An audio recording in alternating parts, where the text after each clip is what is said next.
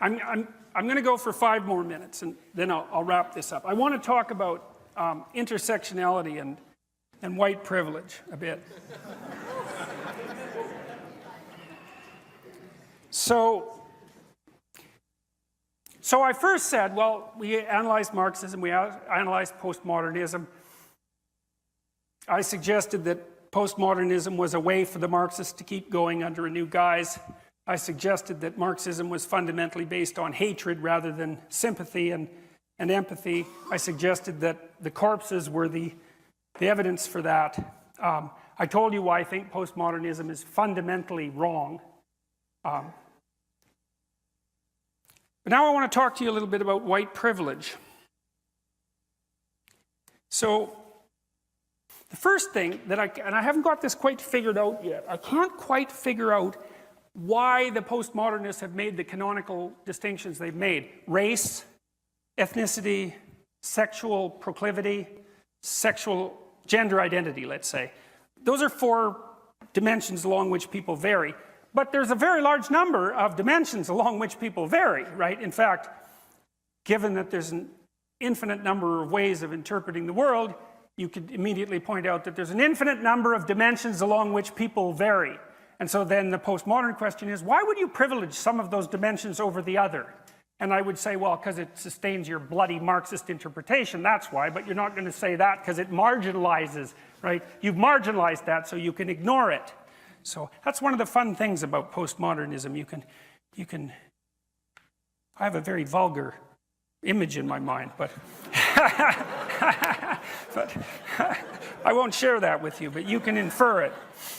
Here's some ways people differ: intelligence, temperament, geography, historical time. You live now and not 100 years ago. Attractiveness, that's a big one.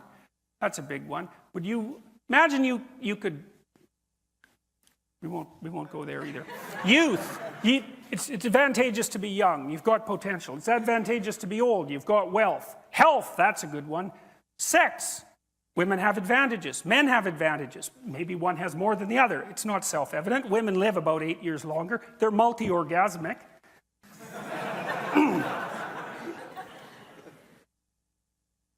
Athleticism, wealth, family structure, friendship, education. Well, then there's the classic, postmodern ones: race, ethnicity, etc. Why not those other dimensions of variation?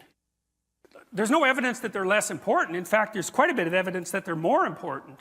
So, why not consider them? Then you get intersectionality. This is one of the things that's really comical, I think, because the postmodernists, identity politics types, actually realized this. They thought, well, okay, race and gender. Fair enough. Well, what if you're a black woman? Well, that's a problem because, well, now you've got 2 dimensions of differentiation. What the hell are we going to do about that? And what if you're gay and black and female? Well, then what if you're not very bright and gay and black and female? And then what if you're ugly and not very bright and gay and black and female? And you can keep playing that game. You can keep playing that game an infinite number of ways, because there's an infinite number of ways to categorize things, as the postmodernists already pointed out. And so the intersectionality theorists came along to plug the hole, but they don't know where they're going. They don't understand that the logical conclusion of intersectionality is individuality. Because there's so many different ways of categorizing people's advantages and disadvantages that if you take that all the way out to the end, you say, well, the individual is the ultimate minority. And that's exactly right, and that's exactly what the West discovered. And the intersectionalists will get there if they don't kill everyone first. So, on to white privilege. So it's really interesting to find out where these ideas come from, because usually the scholarship is so awful, you just cannot possibly believe it. It's just absolutely, it wouldn't, at the University of Toronto in the psychology department, the original paper on white privilege wouldn't have received a passing grade for the hypothesis part of an undergraduate honors thesis. Not even close. There's no methodology at all. The person who wrote it, it was called White Privilege and Male Privilege. A personal account of coming to see correspondences through work in women's studies. Well, first of all, personal account, it's like, sorry, no.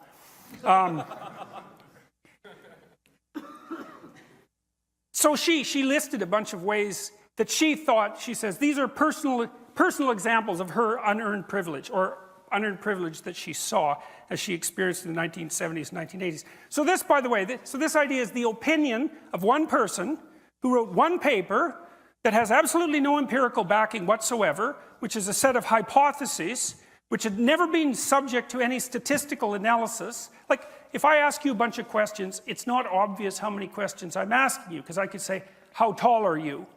Or I could say, if you're laying on the ground, how extended would you be? It's like, that 2 questions?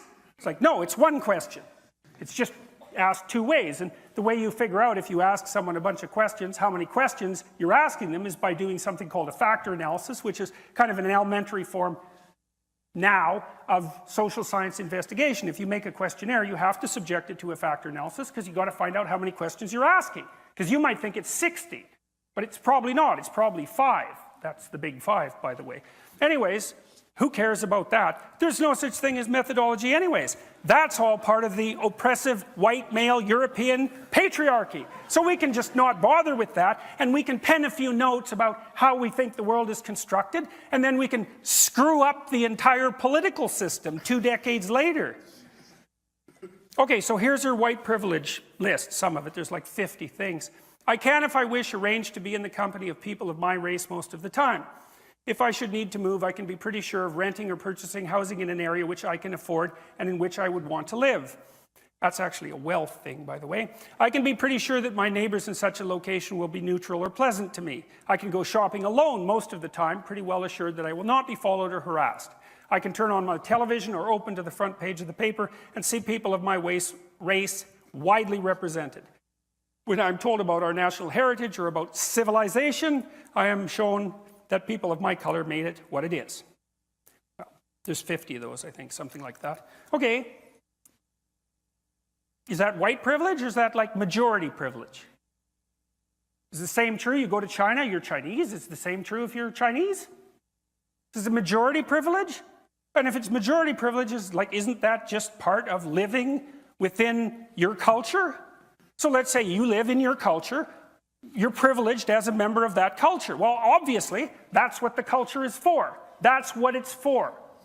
Why would you bother building the damn thing if it didn't accrue benefits to you? Now, you might say, well, one of the consequences is that it accrues fewer benefits to those who aren't in the culture. Yeah, but you can't immediately associate that with race. You can't just do that, say it's white privilege. There's many things it could be. It certainly could be wealth, and the intersectional people have already figured out that there's many things it could be. So, like, what the hell? Seriously. Well, what's going on? Well, we let these pseudo-disciplines into the university because we're stupid and guilty. Seriously.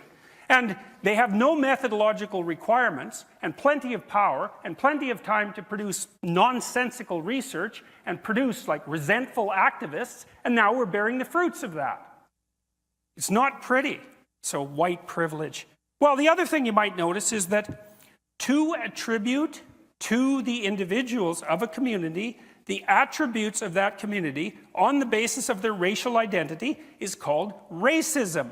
That's what racism is. There's no other way of defining it.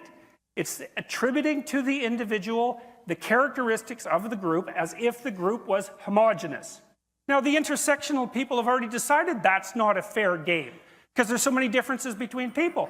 But the postmodernists don't care about logical coherence, because they regard logical coherence, here it comes again, as a creation of the white European male patriarchal structure that's designed to oppress the oppressed. And that's technically the case. So logical incoherence, it doesn't matter. And you could say, well, if you act out your logically incoherent ideas in the world, you're going to run face first into a brick wall. And the postmodern answer to that is, there's actually no real world. It's all interpretation. So there's no having that discussion, but the postmodernists don't care because they don't believe that discussion between people of different power groups is possible anyways. So here we are. Well, so I made a case tonight. I'll go over it. What's the case? The postmodernists are wrong. They're philosophically naive. They're right about an infinite number of interpretations and wrong about a finite number of viable interpretations. And that's death That's the end of postmodernist theory. And that's not the only way in which they're wrong. They're wrong in a bunch of other ways, but they're more subsidiary. The Marxists, they're not just wrong, they're wrong and murderous, or wrong, murderous, and genocidal, unless you think murderous and genocidal doesn't mean wrong. And you can think that. There's lots of would-be revolutionaries who would be happy to have blood running in the street if they had their chance for revenge and the opportunity to move up the hierarchy of tyranny. So you don't have to think that murder and genocide is wrong, especially if the right people are murdered and genocided, right? That's actually part of the whole equation.